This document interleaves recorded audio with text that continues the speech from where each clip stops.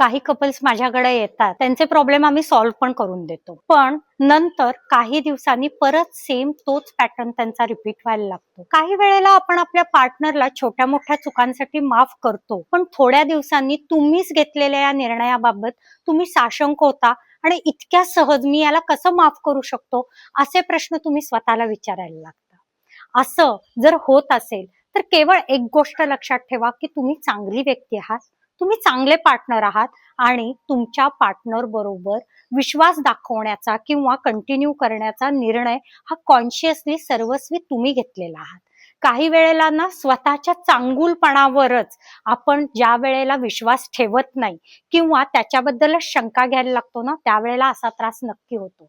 तुम्ही खरंच एक चांगले पार्टनर आहात, एक चांगली व्यक्ती आहात आणि चुका काय सगळ्यांच्याच हातून होतात. त्यावेळेला आपलं मन साफ करा आणि अगदी खरंच मनापासून दुसऱ्याला माफ करायला शिका. छोट्या छोट्या गोष्टी माफ केल्याने किंवा दुर्लक्षित केल्यानं खूप संसार छान होतो, फुलतो, फळतो आणि हो, तुम्हाला शेवटपर्यंत त्याचं फळ पण मिळतं.